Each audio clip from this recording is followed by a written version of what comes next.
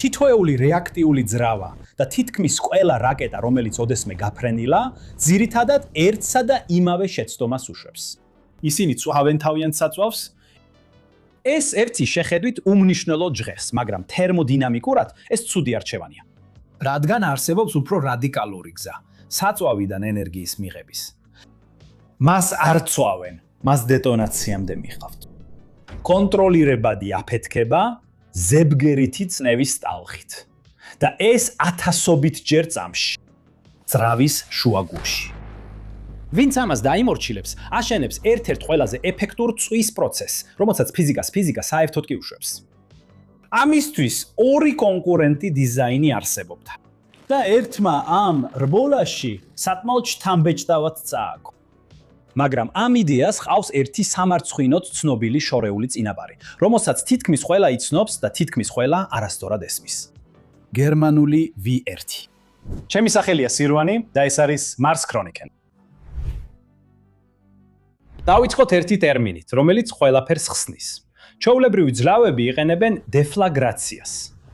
ეს არის ვერპოფუნგი, საკმაოდ სწრაფი, მაგრამ შვიდი წვა, ქვებგერითი სიჩქარით, სადაც წნევა დაახლოებით უცვლელია.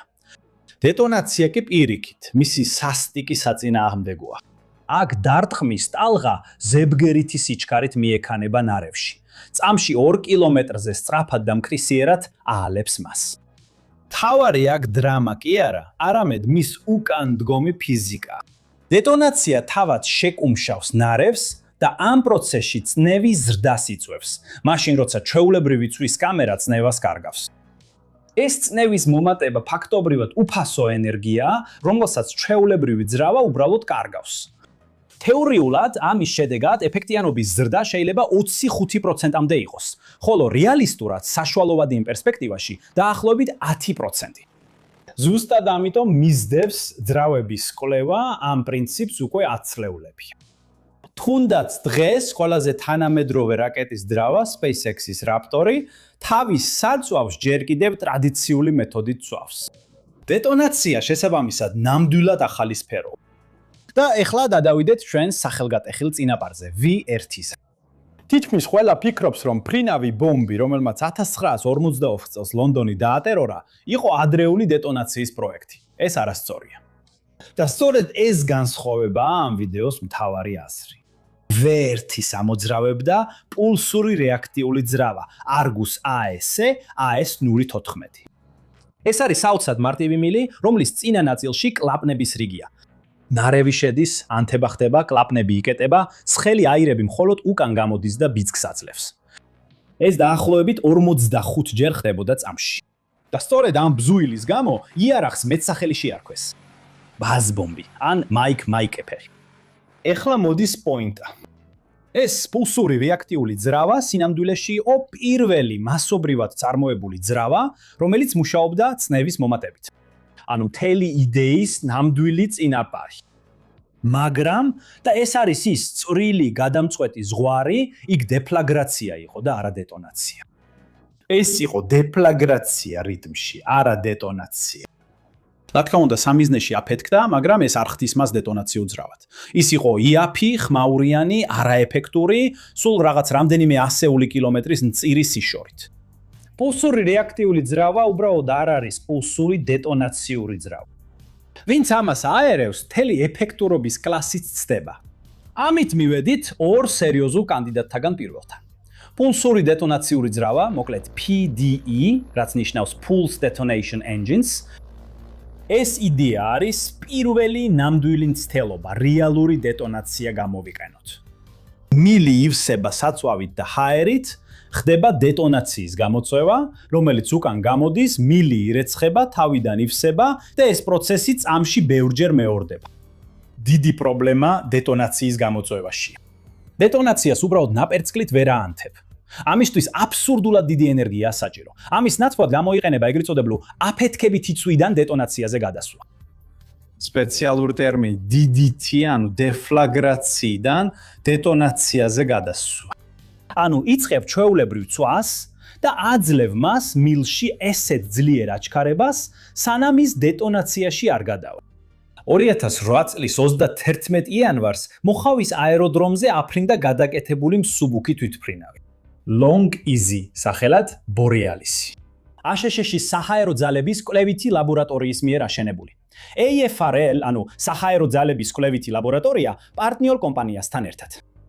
4 დეტონაციის მილი, რომლებიც წამში 80-ჯერ ალდება დაახლოებით 90 კილოგრამი ბიძგით. ისტორიაში პირველი პილოტირებული ფრენა დეტონაციური ძრავით. მალე ამის შემდეგ ASHS-ის თავდაცვის კვლევითი სააგენტო DARPA-მ იგივე ტექნოლოგიით Mach 6-ის სიჩქარის თვითმფრინავის აშენება მოისურვა. PDE ზებგერითი ფრენის მომავლად ჩანდა. PDE-ს აქვს ჩაშენებული კონსტრუქციული შეცდომა, რომელიც საბოლოოდ აფერხებს მას. მისი მთელი სამუშაო ციკლი, შევსება, ანთება, გამოთხორცნა და გამორეცხვა მისი საკუთარი მტერია. ყოველი ციკლის უმეტეს ნაწილში ძრავა საერთოდ არ ქმნის ბიძგს, არამედ მხოლოდ ივსება და ირეცხება. ეს ზღუდავს სიხშირეს და შესაბამისად ეფექტიანობას. ამას ემატება ძლიერი დატვირთვა, ჩვენ საუბრობთ თითქმის 200 დეციბელიანი დეტონაციების შესახებ. ანუ ძრავაზე, რომელიც ფაქტობრივად აფეთქებების ავტომატური იარაღია და მუდმივად აზანზარებს საკუთარ თავს და ყველაფერს გარშემო. და ეს პულსირებადი არასტაბილური გამონაბოლქვი ნამდვილი ჯოჯოხეთია, როცა გინდა მას ტურბინას ან სუფთა საქშენს მიაერთო. წარმოიდგინე ეს როგორც მარათონი, რომელსაც ასე დარბი ხარ, გაქცევ ჩერდები. PDE არასდროს ყოფილა უბრალოდ სულელური. მაგრამ სტაკატოში მუშაობა უბრალოდ საშინელი გზაა ძრავის მუშაობისთვის. ზუსტად აქ შემოდის მოწინააღმდეგე, რომელმაც ბრძოლა მოიგო. ბრუნვადი დეტონაციის ძრავა. ინგლისურად Rotating Detonation Engine, ანუ RDE. ჩვენი ვიდეო ამაზე ქვემოთ არის მითითებული, იქ ყველა დეტალს ვხსნით. ამ ვიდეოს შემდეგ უყურეთ. მაგრამ ეხლა მნიშვნელოვანია იცოდეთ შემდეგი. ძირითადი იდეა თითქმის თავხედური ელეგანტურობით გამოირჩევა. იმის ნაცვლად, რომ ყოველ ჯერზე თავიდან აანთოთ, დეტონაციას მხოლოდ ერთხელ იცვერთ და შემდეგ წრიულად მოძრაობის საშუალებას აძლევთ. ბეჭდის ფორმის წვის კამერაში, რომელიც ორი ერთმანეთში ჩასმული ცილინდრისგან შედგება. დეტონაციის ტალღა უსასრულოდ მის საკუთარ კუც მისდევს. როდესაც ის რგოლში გარბის, მუდმივად ანთებს ახლად შეყვანილ ნარევს. სრულიად თავისთავად.